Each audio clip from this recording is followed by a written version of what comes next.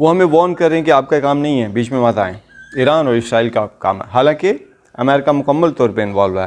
جب انڈیا اور پاکستان کا معاملہ تھا تب بھی امریکہ اسرائیل پوری طرح انوالو تھے۔ اس کو ڈونلڈ ٹرمپ کو کوئی بتایا کہ تو ہماری ہسٹری سے واقف نہیں ہے، اسپین میں تو کوئی مسلمان بھی نہیں تھے، اس میں تو تمہارے عیسائی تھے جنہوں نے ریکویسٹ کی تھی، اور طارق بن زیاد، یوسف بن تاشفین نے طارق بن زیاد کو بھیجا اور پھر کیسے لڑے۔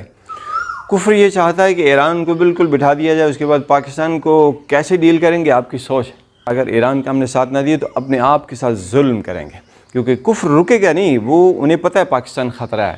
اس کے علاوہ عرب اسلامی ممالک، وہ عرب جن کے نام پہ جن کی زبان میں اسلام نازل ہو، وہ فارغ ہے۔ جو اسلام کو سمجھے ہی نہیں، اس کو کیا پتہ ہو کہ اسلام ہے کیا، چاہے وہ اس کی زبان میں کیوں نہ نازل ہو۔ تو ہمیں کھڑا ہونے کی ضرورت ہے۔ چائنا نو ڈاؤٹ ہمارا دوست ہے، لیکن وہ اسٹریٹجک پارٹنر ہے، اس کو اسٹریٹجکلی خطے میں ہماری ضرورت ہے۔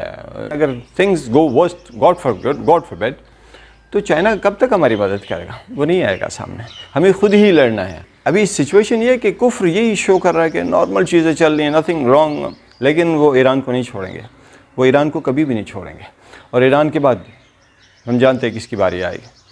تو میرا خیال ہے ہماری تمام انرجیز، ہمارے تمام ٹاکس، ہمارے تمام چینلز، ہماری تمام عسکری قیادتیں، پولیٹیکل قیادتیں اس وقت اکٹھی ہو جانی چاہیے۔ دیکھیں، جہاد سے بھاگی ہوئی قوم کو اللہ تعالیٰ بار بار آزما رہا ہے، اور یہ جہاد ہے کوئی اتنا آسان کام نہیں ہے۔ اللہ تعالیٰ خود فرماتا ہے سورہ انفال کے اندر، جب مسلمان وہ قریش مکہ کا جو قافلہ ہے اس کو حملہ کرنے کے لیے جب نکلے، تو وہ حملے کی تیاری قافلے کی حد تک تھی، کیا وہ لے کے گئے ہوں گے، اور 313 جو بدری صحابہ تھے۔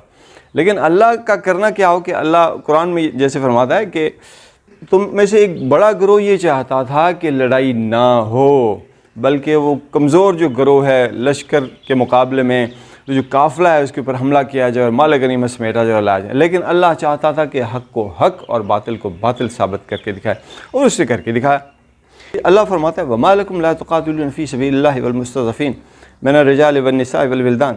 یہ آیت لمبی ہے کہ اللہ کہتا ہے تمہیں کیا ہو گیا ہے کہ تم اللہ کے راستے میں لڑائی نہیں کرتے، ان عورتوں، بوڑھوں اور بچوں کی مدد کے لیے جو اللہ کے دعائیں مانگتے ہیں، پکارتے ہیں یا اللہ ہمارے لیے کوئی حامی، کوئی مددگار بھیج۔ تو کیا فلسطین میں لوگ اس حد تک نہیں آ چکے؟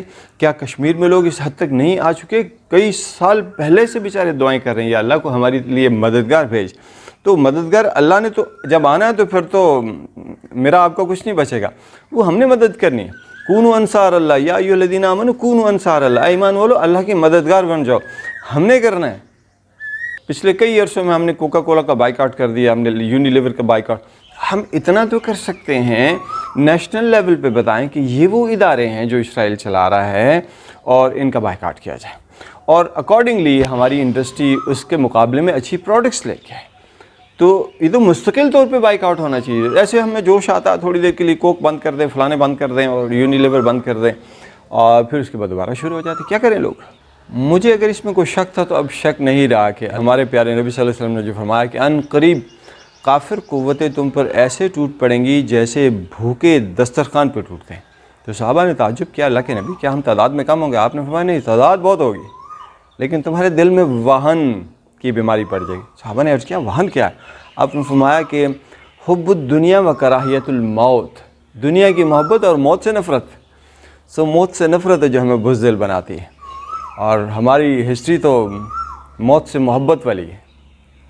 ہماری ہسٹری تو وہ ہے جہاں طارق بن زیاد ساحل سمندر پہ تمام کشتیوں کو آگ لگا دیتا ہے، کیونکہ جب طارق بن زیاد جب سمندر پہ اترے تو دیکھا اتنا بڑا ملک اور ہم اتنی تھوڑی سی تعداد اور اتنا بڑی فورس، تو سپاہیوں کے دل میں خدشات اور پریشانی لاحق ہوئی۔ انہوں نے کہا جہازوں کو آگ لگا دو، لڑیں گے مریں گے اور بس واپسی کا کوئی راستہ ہے۔ اور پھر ہمیں پتہ ہے کہ کیسے وہ لڑے، ایک غیر سرزمین پہ کیسے لڑے، اور انہوں نے اسپین کو کیسے فتح کیا اور لوگوں کو اس ظالم حکمران سے کیسے نجات دی۔